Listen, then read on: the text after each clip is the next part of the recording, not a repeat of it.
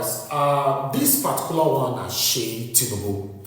As we know, say Seyi Tinubu, they warm up to become the next governor of Lagos State. A lot of people are coming up now, granting interviews in mainstream medias, how they can sell their preference. But some people are also agitating, saying that no, we don't want Seyi Tinubu to be the next governor of Lagos State. But I'd like you to listen to this particular video, then we'll take it from there. Let's watch this together. You think that you can't contest? There's nothing stopping me from contesting. And I will explain to you. The question to ask is, has he been politically active? Is he a member of your party? He is a member of our party. What ward is he? Ikeja. He's in Ikeja. He's in Ikeja. Yeah. Now, let me just explain this. Has the president's son been politically active? Has he been part of the process? Has he been playing any role? Has he been... You answer. I'm glad we have changed road. Now, the three questions you put down, please answer them. Yes, he has been everywhere. He has been everywhere, motivating, contributing to the political discourse, playing a part, trying to provide succor where they have issues. What more is more political than that? It's part of the problem, providing succor. I mean, what do you mean by providing succor? I mean, providing assistance where they've had natural disaster and the rest of it. All these like things, earthquakes and what kind of all these things are or tornado or what? You know what I'm talking about. So I don't know. Has it been visible politically? Yeah. If he has, so because he is the president's son, we should stop his aspiration. I do not agree. That is not democratic. Nobody has said so. So it's better we start interrogating that issue now before I'm not sure it's going to come up, but that's my position. I'm just saying this in the light of what Papa said, where because it seems to be a kind of recurring decimal. Basatu presented his son. I'm told that the Fashola that you have there is not Aburo's son. That is not his son. So, but we are given a few names like that.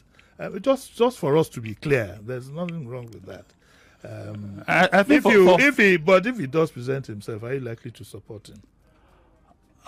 We're not there yet. When we get to the bridge, we're not to cross it. We're not even having that conversation yet.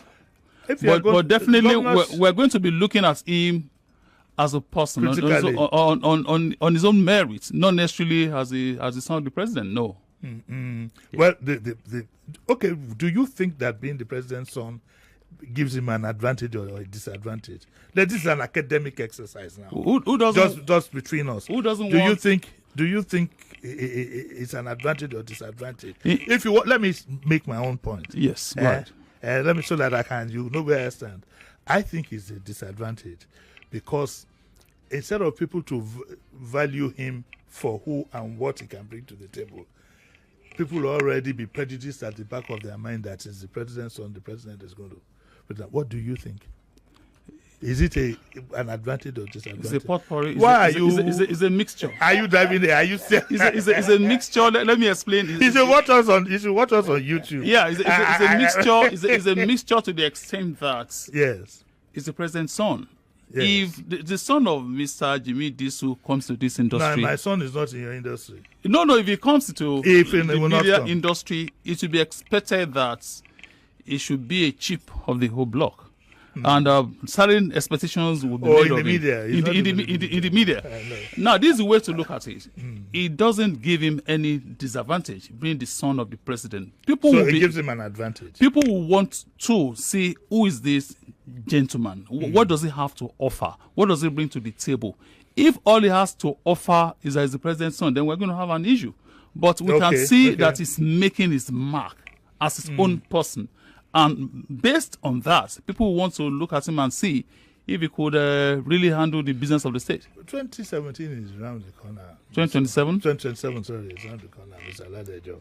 So I believe that by now, discussions should also be going on in the direction of the gubernatorial. Interestingly, we're just concentrating on governance. We're not discussing. Don't give me any political statement now. This thing has been said for 20-something years. Everybody was a year to elections. We are concentrating on governance. 2 weeks with election. We are concentrating. Tell us that it is now. I'm your guest now. You are the one answering the questions on my behalf. You don't want to accept my answers. This is not an interview. This is a discussion. We're having a discussion. This program is not question and answer. No, you just asked me if we're having a conversation conversation around that. I said no. No, We still have the local government elections to take care of. When you said that, we know that these are political tactics. And always, we are always thinking of governance.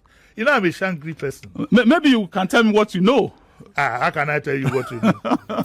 You see, if Papa is president, yes, the father is the president of the Federal Republic of Nigeria. Many people might not like to hear that based on what happened in 2023.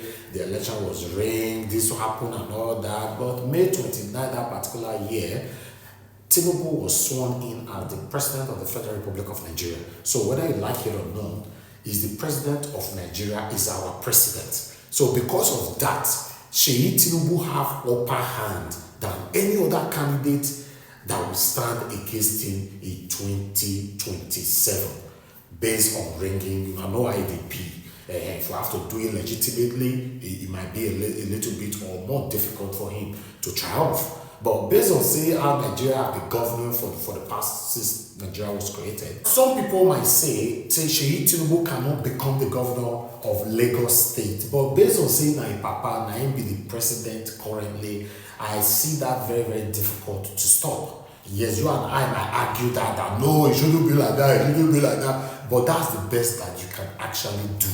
Let's be honest to ourselves. You're ranting, you're shouting, and that's it. At the end of the day, these people will come out, INEC, and pass the final judgment at the end of the day, declare Tinubu's son, Seyi Tinubu, as the next governor of Lagos State. And there's nothing, actually, nothing you can do. We have not proven that we can ever do anything, based on what happened in 2023.